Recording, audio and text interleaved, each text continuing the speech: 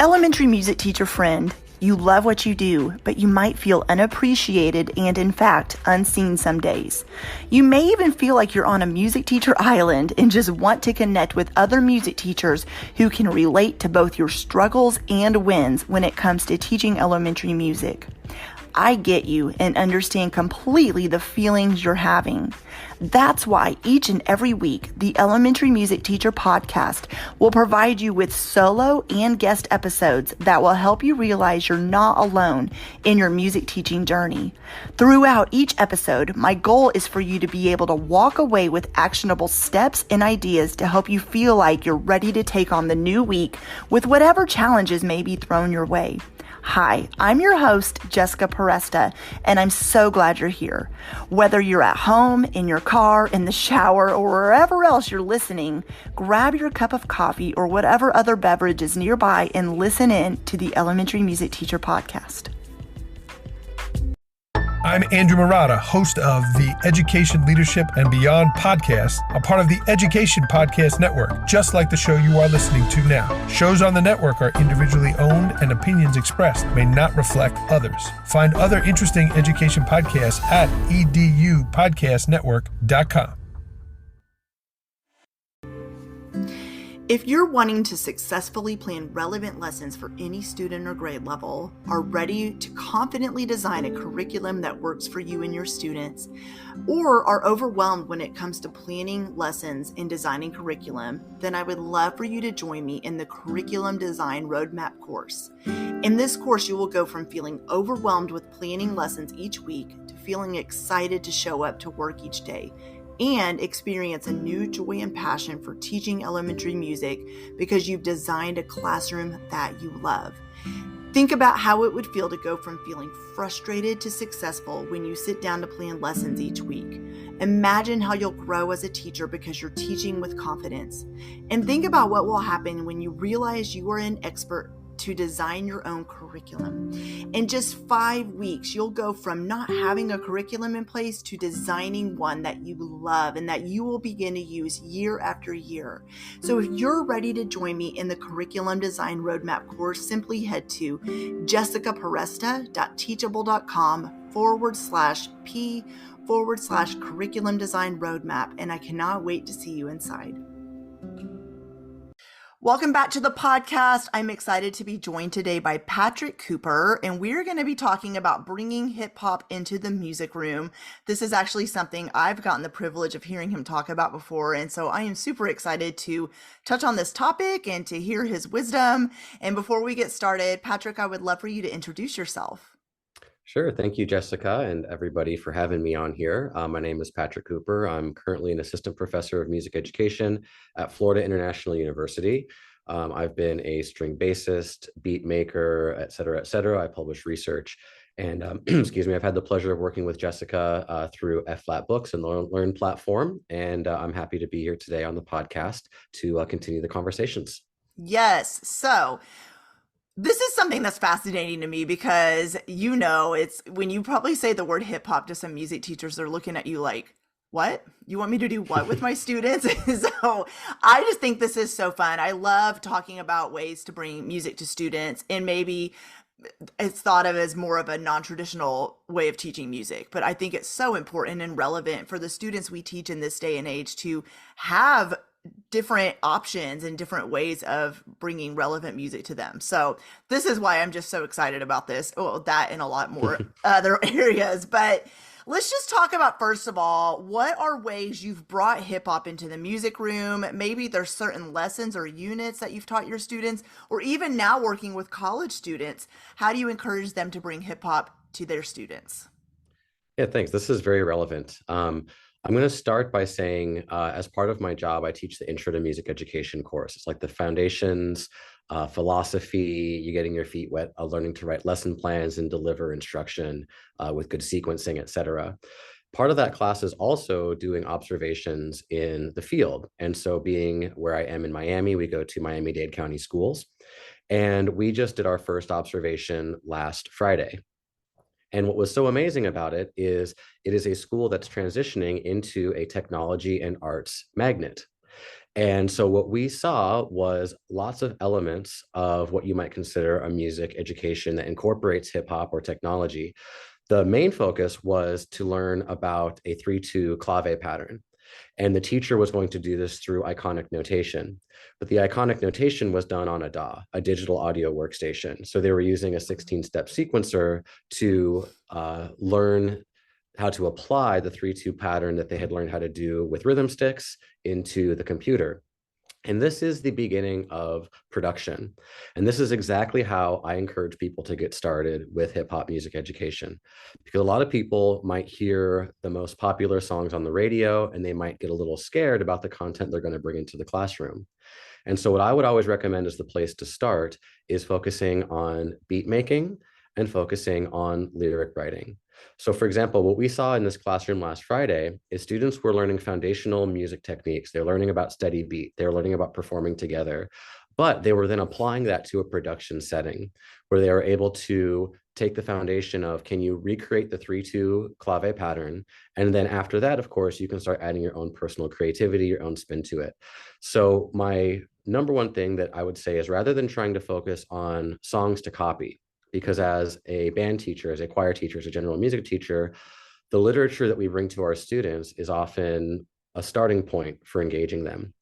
And rather than necessarily say, because this is the music that students listen to outside of class a lot. Yes. We don't really need to put the song on and have them listen to it. They already know the music. But for example, if you can say, okay, well, we're going to take a dubstep beat and we're going to do what's called a type beat.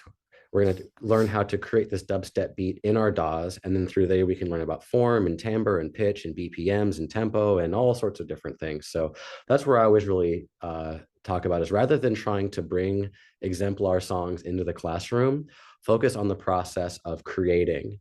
And I think the easiest way to get students creating is through beat making, using type beats and loops in the digital audio workstation, and then into some songwriting exercises. Awesome.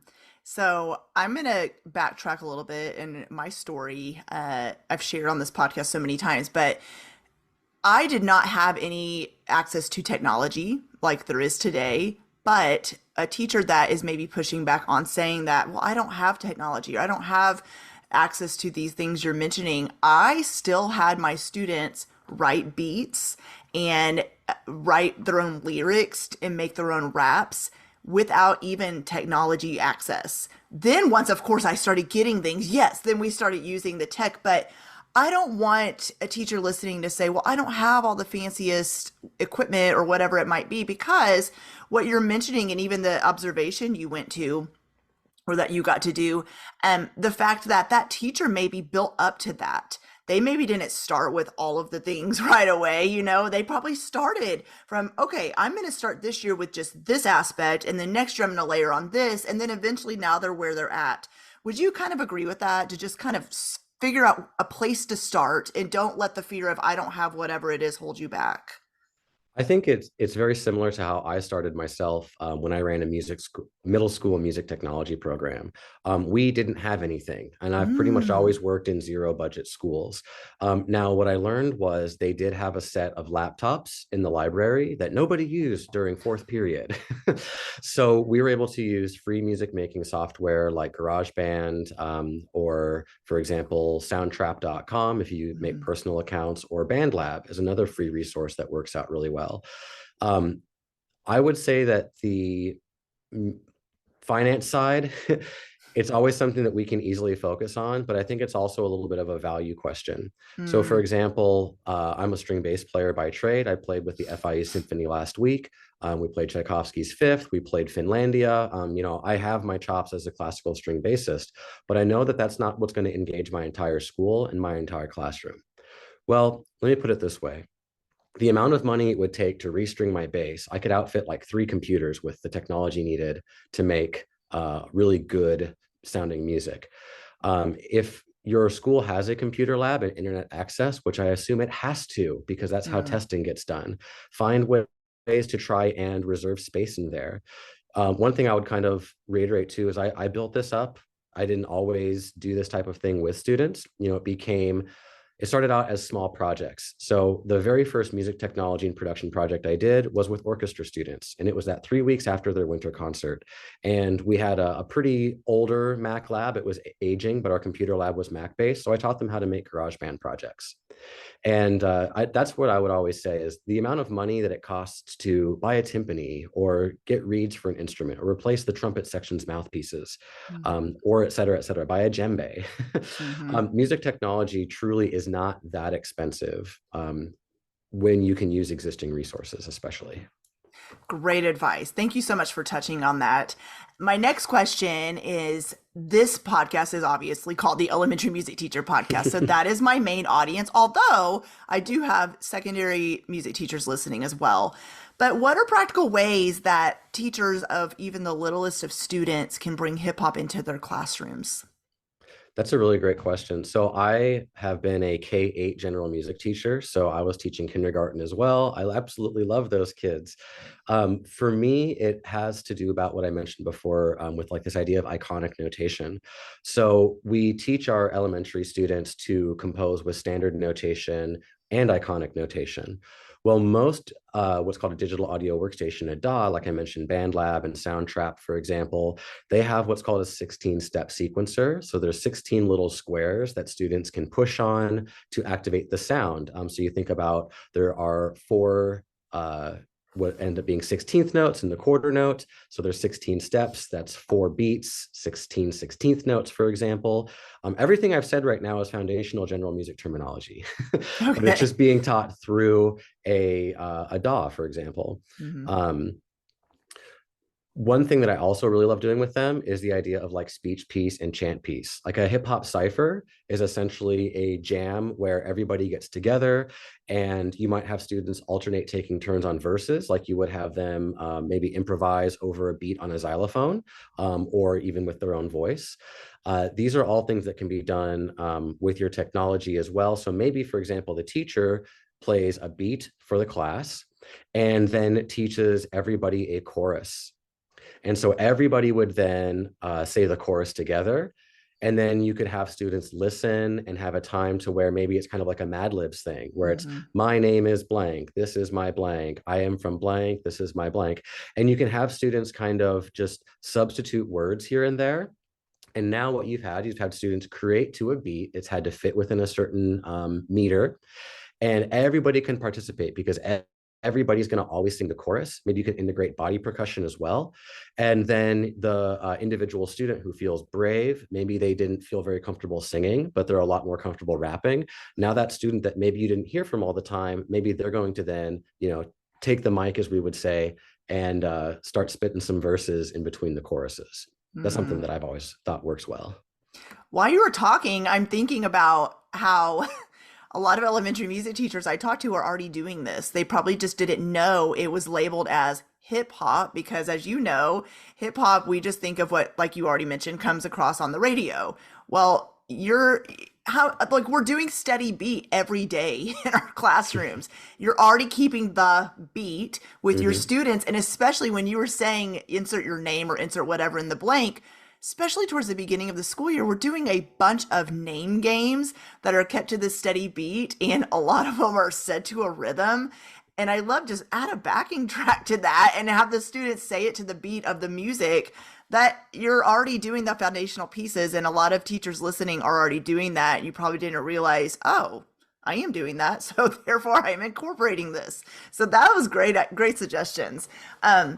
I think what you're saying is actually a really important part of identifying, hip hop culture. Maybe not from a commercial standpoint, but from where the culture really had its genesis in the Bronx, early 70s. Some people might say late 60s, but definitely by the early 70s, 1973, people were identifying hip hop and what that means from a musical perspective too, not just graffiti, dancing, things like this. One of the main core tenets of hip hop is building something out of nothing. So when you talk about what does my budget look like, what types of tools and resources, a big part of hip hop is repurposing things that you already have access to.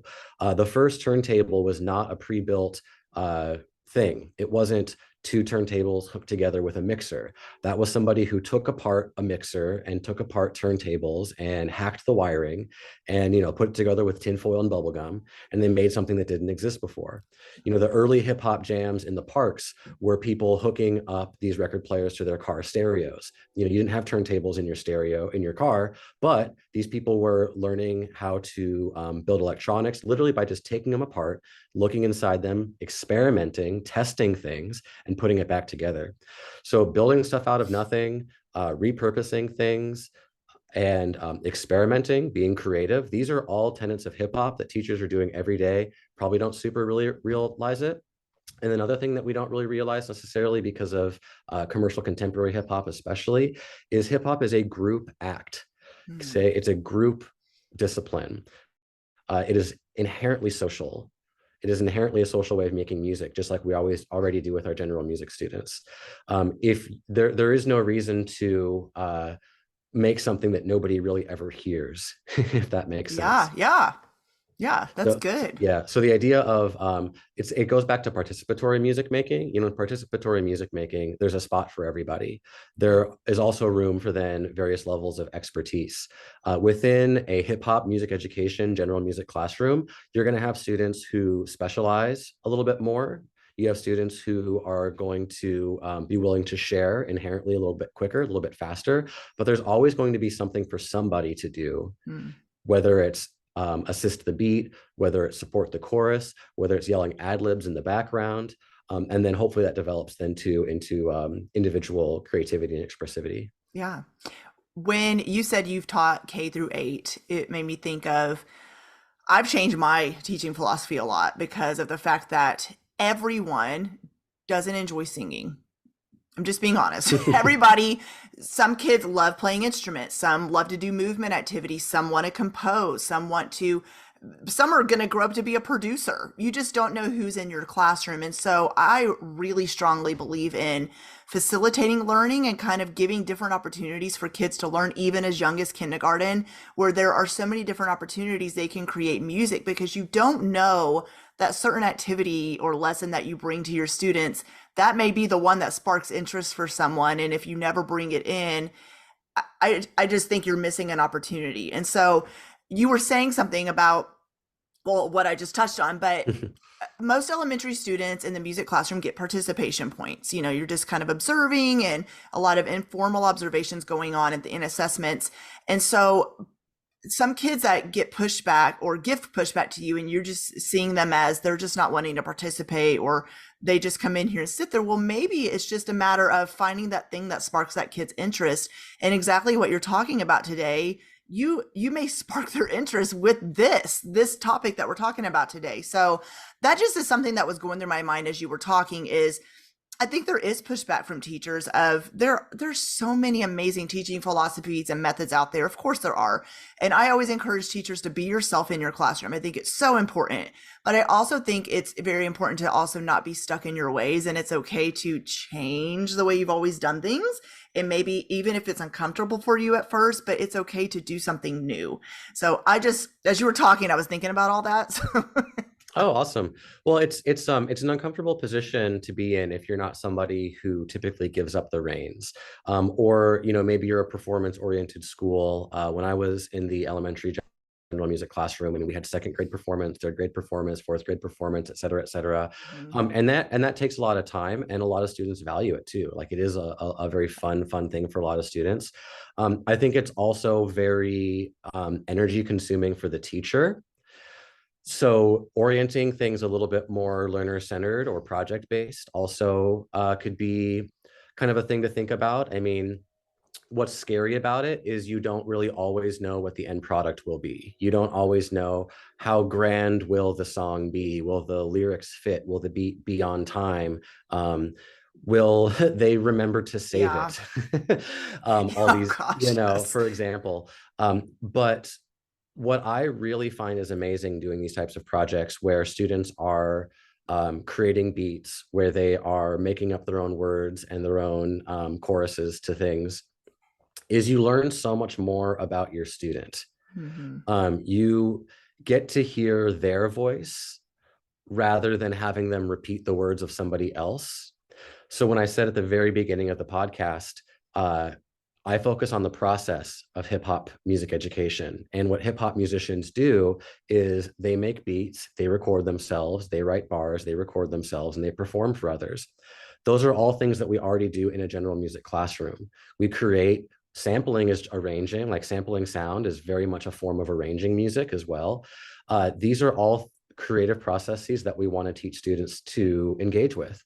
And the end result, whether you don't know how it's going to exactly sound, you do know you're going to hear a part of the student, which I think is so important. You're not hearing them always recreate something that somebody else has created.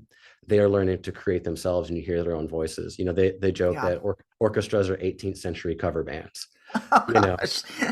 so I guess that's kind of an interesting thing to be thinking about for the music teachers who are listening to this podcast. Do you feel that you are having your students act as cover artists, or are they learning to remix the sounds that they're engaging with on a daily basis? Are they learning to engage with the technology that they have access to at home? I can't imagine there are very many people listening whose students don't have smartphones or a tablet or something like that at home. I wouldn't, you know, there used to be the family piano at home. Well, now there's the family iPad. So we should be teaching them how to use the family iPad, just like we used to teach them how to use the family piano. That's kind of a philosophy that I've had shifted since I've been a teacher. Yeah, I love that. Well, we both have talked about our philosophies of teaching, and it's so funny because you're working with college students right now. And I had this conversation. I was at the Arkansas Music Ed Association conference this weekend, and I was talking to a professor of music education at one of the local colleges. And I asked her that. I said, while you're working with music, you know, future music educators right now, I said, what do you notice is like the biggest shift for you when it comes to teaching them, even like the foundations of methods courses and things like that? And she said, that's what she said, is just challenging them to go, it's okay to be yourself, but also it's okay that your philosophies of education may change over the years. And she said the pushback, you know, they're like, as they're working on these papers that were 5 to 10 pages long, they're like, what do you mean? And so that's probably so hard to explain to someone who's not even in the classroom yet, of when you get in there, you're going to see, oh, wait, I don't want to do that, or I'm going to change it, or, oh, wait, my philosophy changed because now I see actual students in front of me. So is that a little bit tough to kind of explain to them as they're not really in their own classrooms yet? I would say that that has changed this semester, specifically with this group of students I've worked with. They are all students that in high school went to online learning for COVID. And they engaged with technology in a more meaningful and purposeful way than I think they ever have before via music. And I definitely see the transfer of that. When I say things like, hey, we're going to work in BandLab and GarageBand and Soundtrap this week, they are all familiar with those programs now. This is the first group of freshmen that I've had that all have experience using these technologies. Oh, that's and cool. Maybe it was simply just to record themselves playing their instrument and arrange it into a full piece later. But I see a lot more, you know, it's kind of funny. Like when I was going to my undergrad, they would say, you know, you kids are so technologically savvy. And then after that, it turned into, yeah, but have you seen a kid try and type on a keyboard, like try and type a paper on a keyboard? It's brutal. Yeah. Yes. But now I'm seeing it again, where these students, they had some real life necessity reasons to try these things out. And it has become a part of their music lives. Oh, that's so cool. Oh, they're the future music educators we need for sure, because they're just going to be like, oh, I got this. Yeah, it's awesome. So we've talked about so much about hip hop and music education, and I know this conversation could go on forever, and there's probably a lot of questions I didn't get a chance to ask you, but what have we maybe not touched upon that you really want the teachers listening in to know? You know, I would say the number one thing is there's too many things. There's way too many things to just jump into one and like, here's my cherry on top. I would say that the knowledge contained in hip hop is something that you can't ignore, but you also won't find it unless you seek it out. The reason that I love hip hop is because it contains knowledge about what's going on in our country, socially, historically, and from multiple perspectives. there's so much philosophy. For example, when you're talking about the philosophy of music educators, what really stuck out to me is one line that I think about a lot. It's from an MF Doom song. Anything that's finished is a finished product. Anything that's finished is done. So if you have finished your music education philosophy and it's not going to be changing, then you're done. Anything in the past is finished. And if you want to be continuing moving forward, that's going to involve change. And you're just going to have to deal with it. You're just going to have to accept that. If you feel like you're done as a teacher, philosophically speaking, if you're finished, you learned all you need to know, then you're done. You're past. You're the history, and that's not where I want to be. I want to be always thinking about the future because I'll be living in the future. Yeah, that's good. Oh my gosh, I've never heard it said like that before. That's so good. Yeah, and it's well, you funny. can thank hip hop. You can thank MF Doom for that. Yes, absolutely. And you're right. There's just so much to unpack here that, in fact, I know teachers will have questions. So where can they connect with you after they listen to this episode? Yeah, they can hit me up on my university email, pcooper, PCOOPER @FIU.edu. I'm very engaged. I'm one of those people that when you talk to me, I do talk back.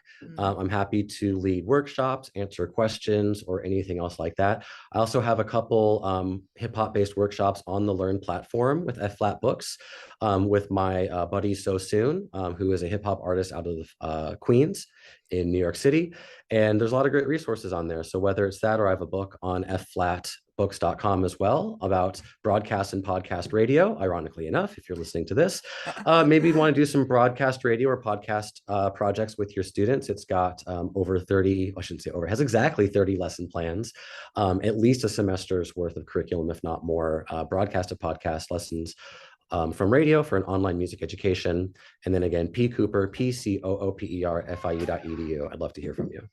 Awesome. Well, thank you so much for joining me today. I've loved this conversation and I can't wait for everybody to hear this important topic of conversation. Great. Thank you so much for having me. The hip hop education sphere thanks you. Well, hey there. Thank you so much for listening into the Elementary Music Teacher Podcast. There is an exclusive Facebook group just for listeners of this podcast and any elementary music teacher called the Elementary Music Teacher Community Facebook Group. Come on over and join us there where we have conversations around the podcast episodes and encourage each other each and every week. And also head to my website, thedomesticmusician.com. I have some free resources there that you can download to help you gain traction in your classroom today, as well as the blog and the membership site and all kinds of other goodies to help you keep going in your music teaching journey. I cannot wait to keep connecting with you and encouraging you and spurring you on in your journey of teaching elementary music. Hang in there, have an amazing week, and I will see you soon.